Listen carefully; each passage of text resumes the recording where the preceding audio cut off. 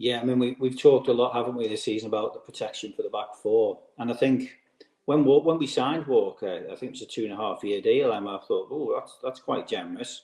And then obviously his injuries, and there's been a lot of criticism of the club handing out a 2.5 year deal to someone who has had injuries in his previous clubs as well. So, but as you say, when he's fit, I mean, he's got a lot of things in his locker. Perhaps not free kick taking, that's for sure.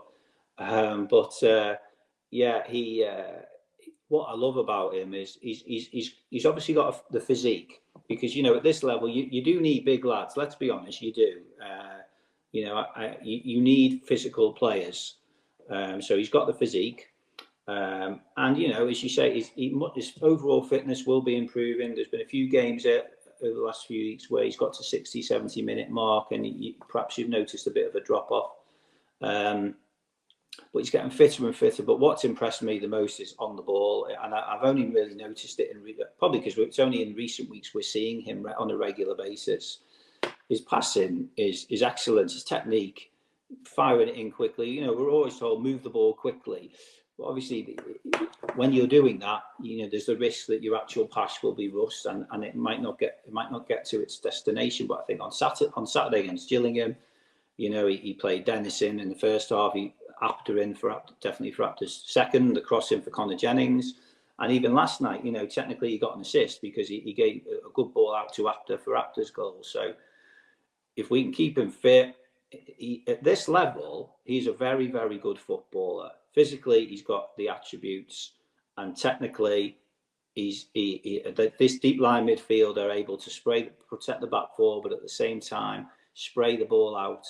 And get us moving up the pitch quicker with a one-touch pass, I think, is a real, positive in his locker. So the key is keeping him fit. I mean, I'm not sure about him taking corners, to be honest. I know that technically he's very good. He puts a good ball in, but he's one of your tallest players. I'm really not sure he should. I'm sure there's somebody else who could put a half decent corner in, and we've got another lad who's 6'2" in the box. I'm not sure about that, but I'll let that go because we're doing well and he's doing well, and if we can keep him fit, and that's the danger at this time of year when the pitches are heavier, when although we've got 10 days off now, so that's a positive, but when we get around the Christmas period and you've got a lot of games in a short space of time, whether someone like him is able to deal with the rigors of Saturday, Tuesday, 90 minutes here, 90 minutes there on a heavy pitch remains to be seen.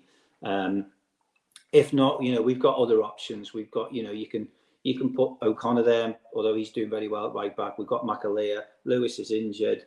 There's other options, but at the moment, him and Hendry, right foot and the left foot. Hendry more of a sort of energetic and linking play, whereas Walker's kind of doesn't do as much running around, but can play those good long passes. They're complementing each other really well. So let's keep him fit. But I think we're starting to see now, as I say, 2.5 year deal. When we signed him, I thought, oh, they must have some faith in him because to give that sort of contract, and he'd had injuries in the past. But I think what we're starting to see now, that if he is fit, if he can stay fit at this level, he is a very, very competent footballer. And it's perhaps not a coincidence that him starting to get a run of games has perhaps coincided with defensively overall over the last few games us conceding less goals. So let's fingers crossed, keep him fit, rest him when we need to. I think they've probably got to manage him carefully, a bit like they used to do in the old days of Wayne Allison, and he didn't have to train. Manage him carefully, and again, he's a real key part of that starting 11 at the moment.